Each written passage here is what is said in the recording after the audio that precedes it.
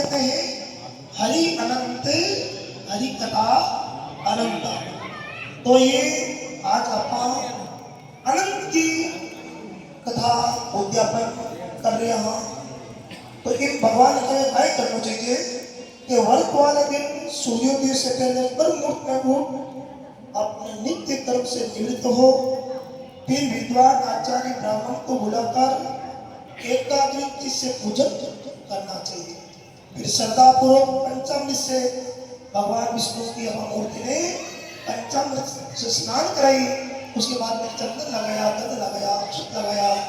इस प्रकार भगवान विष्णु की पूजा करें। फिर अपने जितने भी बंधु बांधव हैं, अतिथि मेहमान हैं, सबको बुला करके और फिर 14 अनंत होते हैं तो 14 अनंतियों को निमंत्रण दे।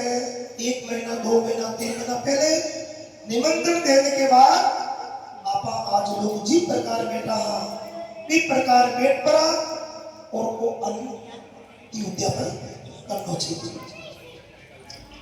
इस प्रकार नियम पूर्व वर्ग का पूजन करने से सर्व सुख मिल जावे, आरोग्यता, समृद्धि, वंश, धन धान्य, संतान, वैभव और विजय की प्राप्ति होती है।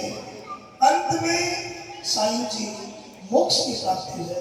इसके वास्ते प्रत्येक व्यक्ति को जो संसार में मनुष्य का जन्म लिया है उनको अनंत का उद्यापन, अनंत का व्रत जरूर करना चाहिए। करने से जो भी मन की जो कामना है सारी कामना पूर्ण हो जावे। तो सूर्य महाराज कह रहे हैं, सूर्य महाराज कहाँ कह रहे हैं? नैमिषारण्य। नैमिषारण्य कहाँ है? नैमिषारण्य युक्ति के अंदर है। पिछली बार श्राद्ध पक्ष में 7 दिन तक रहने का मुझे वहां अवसर मिला। वहां साक्षात व्यास जी महाराज ने 18 पुराणों की रचना करी और वहां भगवान नैमिषारण्य के अंदर भगवान विष्णु ने जो चक्र छोड़ा वो चक्कर आकर के धरती पर जहां गिरा और आज भी वहां जो जल है वो जल पाताल लोक से आता है। नैमिषारण्य, नैमिषारण्य के वृक्ष के नीचे आज भी हजारों भागवत कथाएं होती है। और वहां सत्यनारायण भगवान तो कहते हैं कलयुग के अंदर जैसे जैसे कलयुग का वास होगा तो घर में कथाओं की जो समाप्ति हो जाएगी और घंटे 2 घंटे की कथा सत्यनारायण की कथा प्रारंभ हो जाएगी। बोलो सत्यनारायण भगवान की ओम नमो सत्यनारायण स्वामी। और आज आप भगवान सत्यनारायण के रूप में भगवान विष्णु है और साक्षात अनंत है। तो वहां नैमिषारण्य के पूर्व समय में गंगा तट पर महाराज युधिष्ठिर ने जरासंध वध के लिए राजसूय यज्ञ का आयोजन किया। किसने किया? जरासंध। राजा युधिष्ठिर ने कृष्ण, भीमसेन और अर्जुन के साथ यज्ञशाला में जो अनेक प्रकार के रत्नों से सुशोभित है, मोती के समान कांति वाली इंद्र के समान की सभी शोभायमान हो रही थी, उस यज्ञ के लिए सभी राजाओं को बुलाया गया। जिस प्रकार आज आप लोग अनंत की कथा कर रहे हैं, खांडल में प्रसाद का सभा गवालों के अंदर बैठ करके सब लोगों ने अपन निमंत्रण किया, सब लोग हमारे सामने विराजमान है। वैसे ही वहां भी जरासंध राजा ने सब राजाओं ने बुलाया। उस समय गांधारी का पुत्र दुर्योधन उस यज्ञशाला में आया। दुर्योधन वहां सूखे आंगन को जल से भरा दे वस्त्रों को ऊंचा उठाकर धीरे धीरे चला। उसे देखकर द्रौपदी आदि स्त्रियां हंसने लगी। आगे जल के स्थान पर सुबह समझकर दुर्योधन चलते हुए जल में जा गिरा। अब कहते हैं कि महाराज इस स्त्री के हंसने से क्या हुआ? और इस कथा में इतना ही बता दो, लेकिन विस्तार से समझो आपने कि देखो जो गांधारी ही, वो गांधारी इतनी सुंदर ही महाराज के समान कोई विश्व में कोई और पैदा नहीं हुई। लेकिन भीष्म पितामह मन गांधारी पर चल गयो। लेकिन भीष्म पितामह संकल्प लियो संकल्प कि मैं अब ब्याह नहीं करूं। तो महाराज अब गांधारी जो ब्याह तीर सत्य करे महाराज ने जो को कौरव जी हाँ मगे कौरव और पांडव 2 भाई और कौरव जन्म हुआ महाराज गांधारी जी ने प्रण लिया कि मैं आज के बाद कभी सृष्टि को नहीं देखूंगी। उन्होंने अपने पट्टी बांध दी। लेकिन जिस समय भीष्म पितामह ने गांधारी को हरण करके लाए थे, उस समय उनके माता पिता दादा कुटुंब सारे को खत्म कर दिया। एक शंकुनी नाम का एक छोटा सा बच्चा, 2 साल का बच्चा था, वो बच्चा भीष्म पिता के चरणों में पड़ गया। भीष्म पितामह को दया आ गई और उस को जीवन दान दे दिया। उनको गांधारी के साथ में अपने वहां नगर में लेके आ गए। अब महाराज उसने भी प्रण ले लिया कि जब तक मैं इस परिवार को खत्म नहीं करूं, तब तक महाराज मैं भी चैन से नहीं। अब जैसे ही दुर्योधन ने वहां यज्ञ में आए और आकर के उन्होंने भाई जो जल था वहां तो जल समझा नहीं, जहाँ सूखा था वहां जल समझ लिया।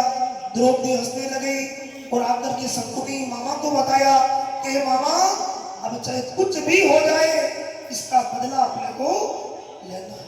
तो शंकुनी तो इंतजार कर रहा था कि कब कौरवों का नाश हो और मेरा संकल्प पूर्ण हो, क्योंकि कोई भी योजना हुए महाराज पहली निर्धारित जी प्रकार आप आज अंत की कथा कर रहे हैं, फिर वो पहली 2-3 महीना 5 महीना पहले भी निर्धारित होगी कि ई बंदा ने अपने आनंद को अपने डोरो देनो है वो काम।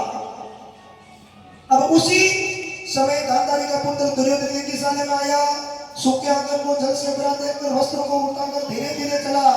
उससे देखकर द्रौपदी आदि स्त्रियां हंसी और आदि जल की स्थान को सूखा समझकर दुर्योधन चलते हुए जल में जा गिरा।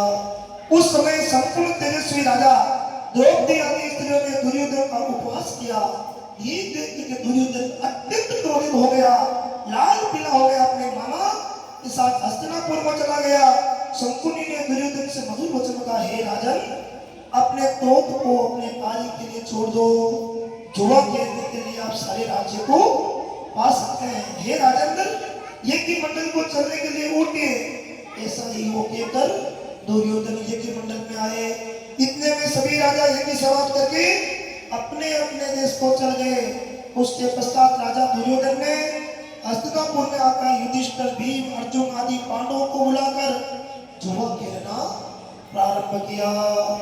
शंकुनी ने कपट से उस राज्य को स्वयं हड़प लिया और निरपराधी पांडवों को जीतकर 14 साल वन में भेज दिया। अब पांडव वन वन घूमने लगे। ये समाचार सुनकर भगवान श्री कृष्ण पांडवों को देखने की इच्छा कर उनके पास वन में पहुंचे।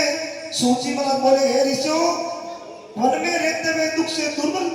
पांडव महाराज दुर्बल होगा क्योंकि वन में भटके। तो जगदीश्वर कृष्ण को देख प्रणाम करने लगे, हे प्रभु, हे परमात्मा, आप हमें इस दुख से दूर कीजिए। युधिष्ठिर बोले, हे जगत ईश्वर, हे जगदीश्वर, परिवार से मैं बहुत दुखी हूँ, इस दुख के सागर से मुझे मुक्ति का उपाय बताए। हे भगवान, किस देवता की पूजा करूं जिससे मैं खोए में राज्य को प्राप्त कर सकूं? वर्ष किसका करूं, किसका प्रसाद करूं? कृष्ण बोले, हे युधिष्ठिर, अनंत भगवान का पूजन वर्ग पुरुषों स्त्रियों को करना चाहिए। सभी मनोरथों को पूर्ण करने से पाप का नाश हो जाता है। तब युधिष्ठिर बोले, श्री कृष्ण जी, आप कहते हुए अनंत कौन है? क्या शेषनाग है? क्या सर्प है? क्या परमपिता परमात्मा है? अनंत है कौन? हे कासु, ये अनंत कौन है? कृपा करके हमें ये कहिए। कृष्ण बोले, हे युधिष्ठिर, अनंत का जो रूप है मेरा ही है। मैं ही सूर्य हूँ, मैं ही आत्मा हूँ, मैं ही पर विपुल दिन रात पक्ष मास युग सब कुछ है, काल है, मैं ही हूँ। भगवान के वे जो कुछ है वो अनंत मैं ही हूँ। और वही कृष्ण हूँ जो पृथ्वी का भार उतारने के लिए अवतार धारण किया, दुष्टों को नाश और साधुओं की रक्षा करने के लिए वासुदेव के घर में उत्पन्न हुआ। आदि हूँ, मध्य हूँ, अनंत हूँ। कृष्ण, विष्णु, हरि, शिव, वैकुंठ, सूर्य, चंद्र, सर्वव्यापी ईश्वर, सृष्टि को नाश करने के लिए महाकाल इत्यादि रूपों को मैंने अर्जुन के ज्ञान के लिए दिखाया।